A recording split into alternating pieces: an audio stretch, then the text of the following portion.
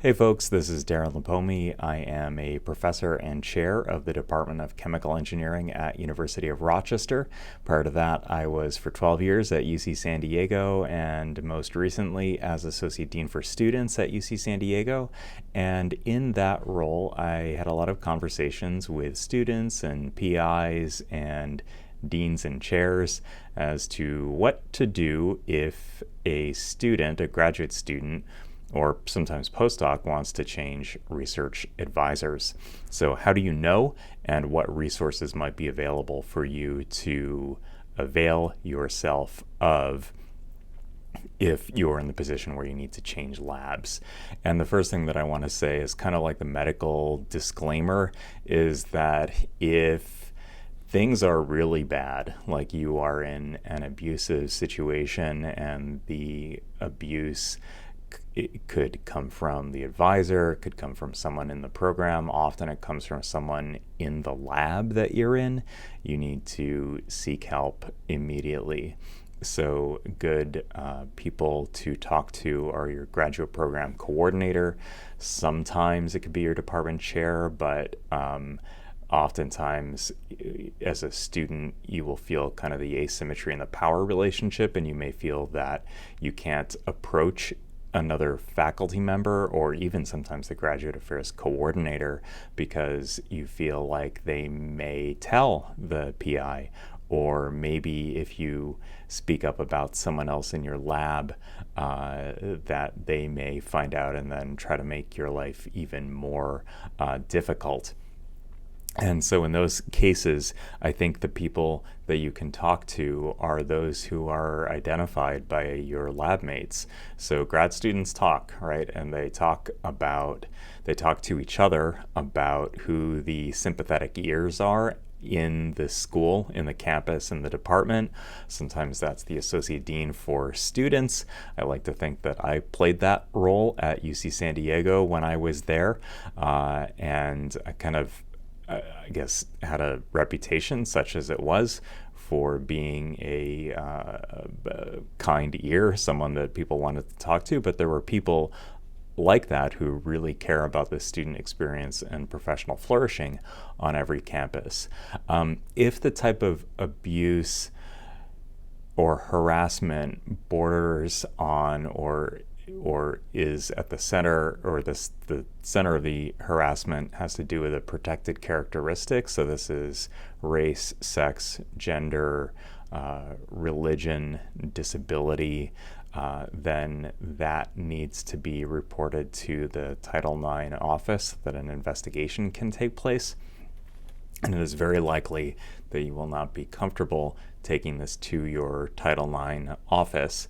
But just know that when you talk to someone with a reporting responsibility, and often this is your faculty advisor, if you're talking about another member of the lab or a staff member or someone else on campus, then they are required actually to report that incident, even if you tell them not to.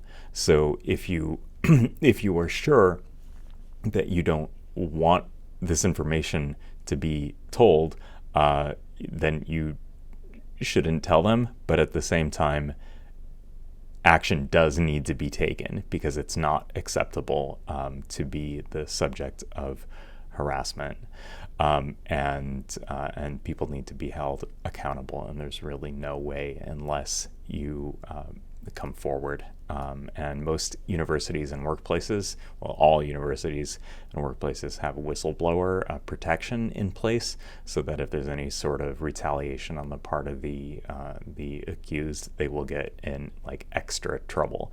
It's like getting a speeding ticket in a work zone. It's like a order of magnitude more difficult for them to continue the way they have been doing. Oftentimes, in cases where there has been harassment, sometimes the Title IX officer doesn't do really anything, and that kind of sucks. But there are there are always sympathetic administrators who can work to get the behavior to stop. And however, at that point, you may seriously consider switching your environment if it's really taking an emotional toll. Okay, so those are kind of the most serious situations, and I just wanted you to know that there are resources. Sometimes if there are sometimes what might seem as professional or even climate issues in the lab could also be concomitant, that is, occur simultaneously with or as a result of mental health struggles. So oftentimes when we are in these positions, we blame ourselves, we fall into the imposter, the imposter phenomenon where, maybe I don't belong here after all, I'm not cutting the mustard and so forth. And then oftentimes there's the tendency for victims of abuse to blame themselves, but there is definitely help. Most universities will have some kind of psychological and counseling services office. Those offices are notoriously difficult to get a timely response from. The wait lists are quite long, but they provide excellent services and resources. But if it's taking a really long time to get help, I would encourage you to look in other places simultaneously.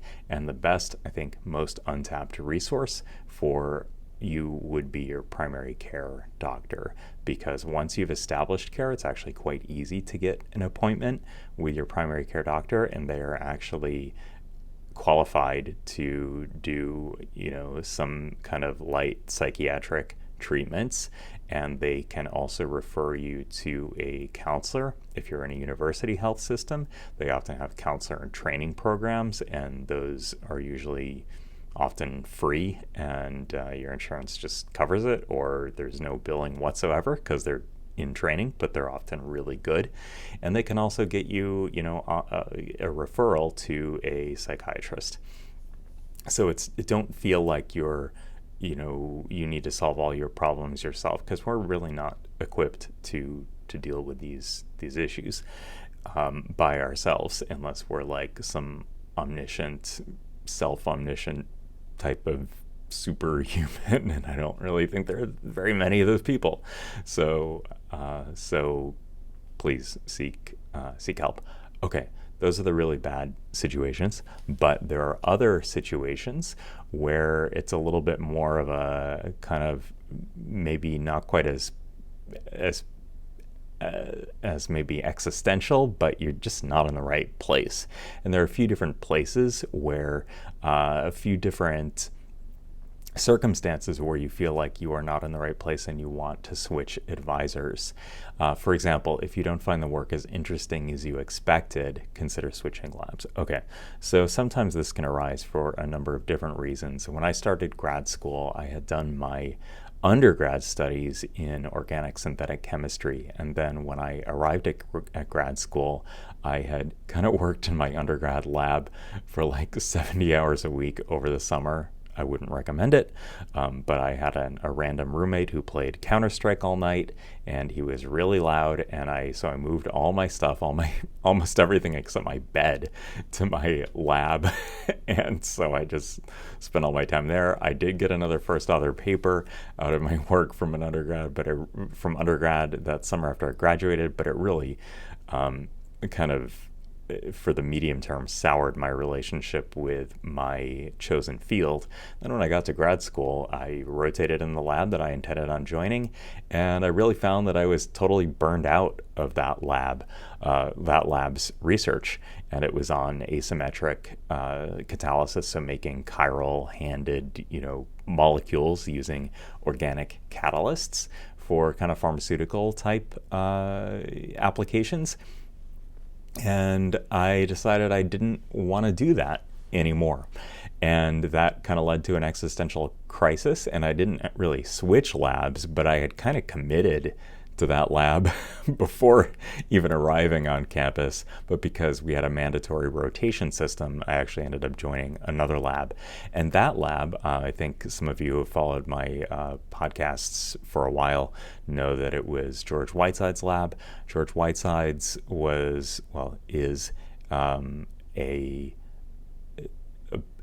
a difficult but if advisor to work for the people who were kind of on his wavelength. He was a very visionary person to work with, but there was a lot of attrition in the lab, and his style definitely rubbed people the wrong way, and it rubbed me the wrong way at the beginning. And it took 3 years to get my first paper in grad school. At one point, I decided that I was just going to look for sort of other opportunities. At one point, I thought I was going to brew beer and, I don't know, master out and get and open a brew pub or something, because I made beer in the basement apartment of my grad school housing in Harvard Square, which was another story altogether. Maybe that led to my eventual interest in chemical engineering, production, process chemistry, and so forth. And he really wasn't returning the work that I wanted to do. So I was always interested in science, philosophy, in connection with, what it meant to be human. So I was really interested in this origin of life chemistry, but he wasn't really returning the outlines in that area. And so I kind of jumped bandwagon and did a project on unconventional nanofabrication with a team of people who ended up being very close mentors of mine, Emily Weiss, Ryan Shecky, and Michael Dickey, who all have, really well-established, great careers for themselves at this point. But when I knew them, they were postdocs, and George liked them, and I thought, okay, I like them too, so let me just work on this thing I had no intention of working on when I joined grad school, and things started to move, and then I kind of dropped the idea that I wanted to switch out of, at the very least, switch advisors. So things are changeable. You have a lot more power, I think, than you may think you do in changing your circumstances. Okay, so that's that point. What if you like the work intellectually, but you don't like the methods, or the methods are kind of hard to get the resources to do? So university labs, instruments are expensive. It's hard to get access to instruments sometimes. Sometimes you really like a project, but say it requires access to some university resource that is really hard to get a hold of, and you can't get training, and the person training you is not responding to your emails, and it's like pulling teeth, and your advisor doesn't have enough money to buy the instrument, or it's just not something like an NMR. What individual lab is going to buy an NMR, right? And so it's just not moving, and it's because of these reasons that are kind of outside of your control. You may no longer enjoy the work. Sometimes some things that really high performing undergraduates do is they join a project that is something that is very close to what they did as an undergrad because they're really good at it. Like, I think one of the reasons why amateur musicians don't get any better, and I put myself in this category, is because we practice what we sound good practicing, which is totally the wrong way to practice. You have to practice the stuff that's hard so you get better at it, or the stuff that's more unfamiliar. That's why I could play the first page of Moonlight Sonata awesome from memory, but then the rest of it, because I don't start in the middle of the song, those parts always suck, and when I get to them, I can't play the music anymore. So I think sometimes we fall out of love with our original with research because we insist on doing the work that we're good at doing, and maybe we no longer enjoy it, but at the same time we're a little bit maybe afraid to try something else.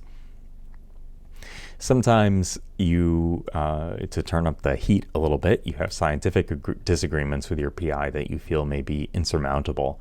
And you may want to leave the lab because you might think that the PI's hypothesis is wrong, or that it is not a soluble problem, or that to solve some problem or make some device or develop some process, you're relying on some unphysical or unchemical or unbiological phenomenon that maybe doesn't exist.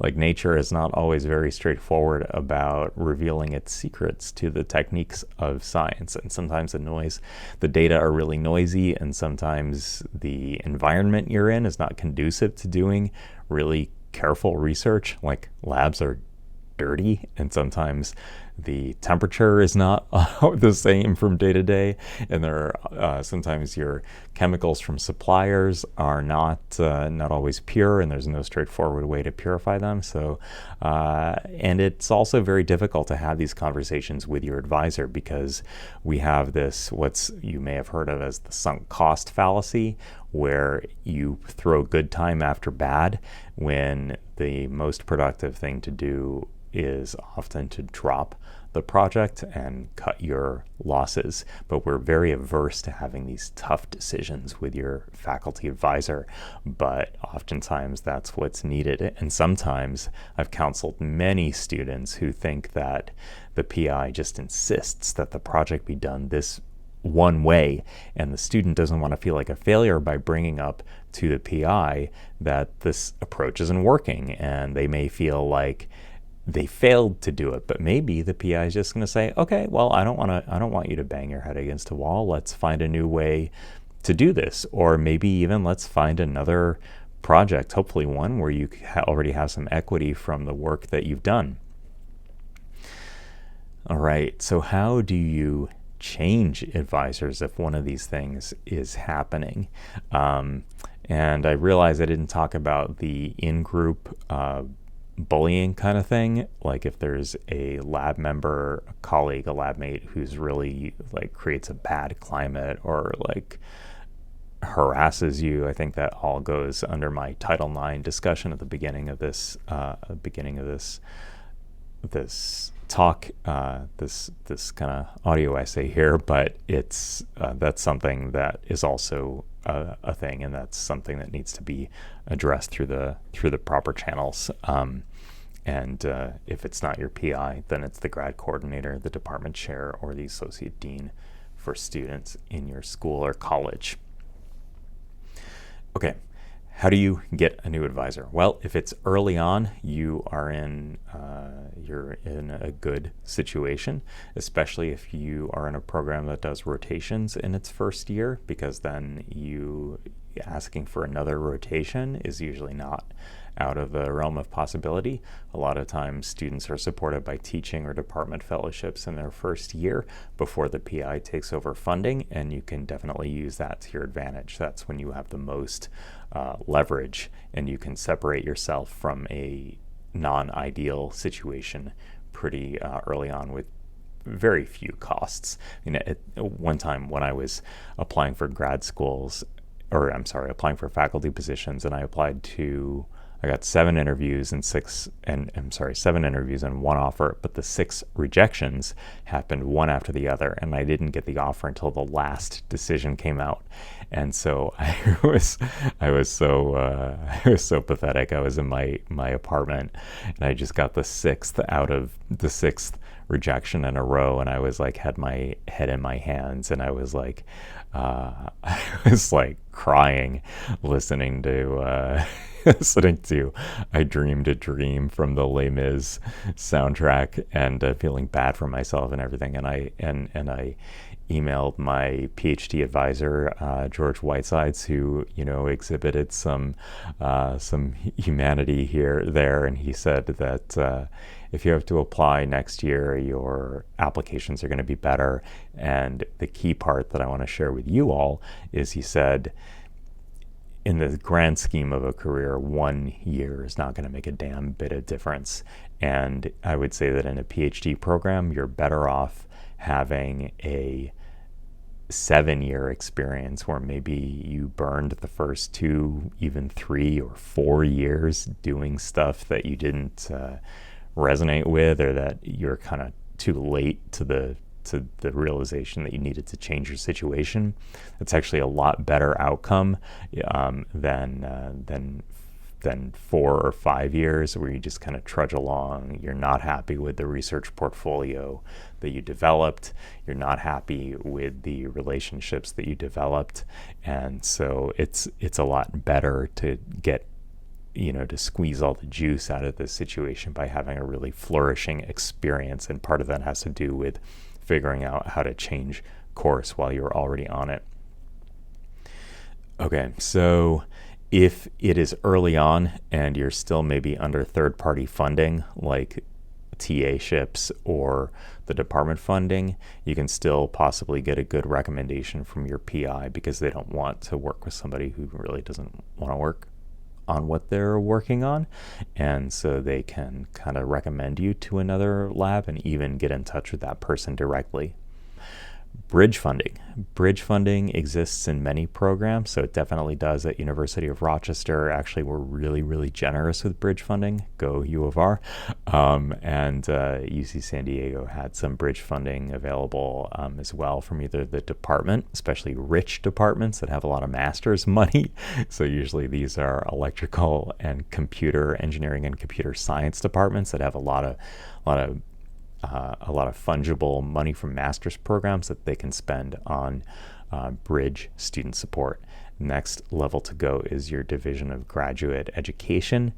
They sometimes have bridge funding, and sometimes the School or College of Engineering or Biological Sciences or Physical Sciences or Chemistry Department or whatever you're in, they have bridge funding as well.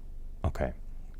And there is a lot more that can be discussed on this topic. I think the key takeaways is it is always better to act early, find allies. If you don't know to whom to turn, hopefully there are people in your orbit, like other students, senior graduate students, who have heard through the grapevine which professors and administrators are especially receptive to talking about bridge funding, keeping things confidential, except for harassment due to protected characteristics. We have to legally report that, and for good reason as well, because we can't have that behavior from people in power unaddressed.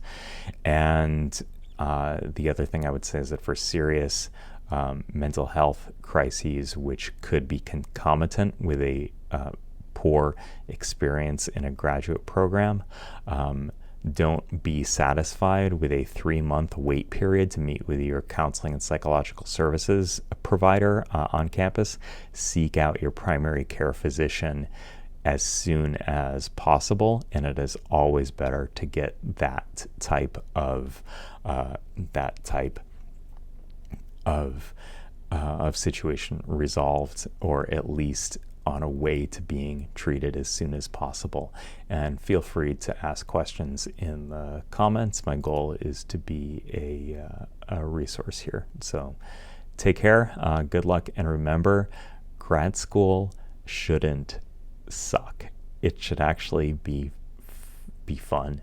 And while it is frustrating at certain times, I think a lot of the reasons why is because we're very passionate about science, but it shouldn't suck. And when things don't work, we take it personally, and that's very common. But the base level of experience should not be misery. It should be investing in your potential to flourish and exploring new ideas and having the flexibility, albeit low pay. Anyway, I'm going out on a rant here. Those are other topics. Talk soon. Take care. Bye.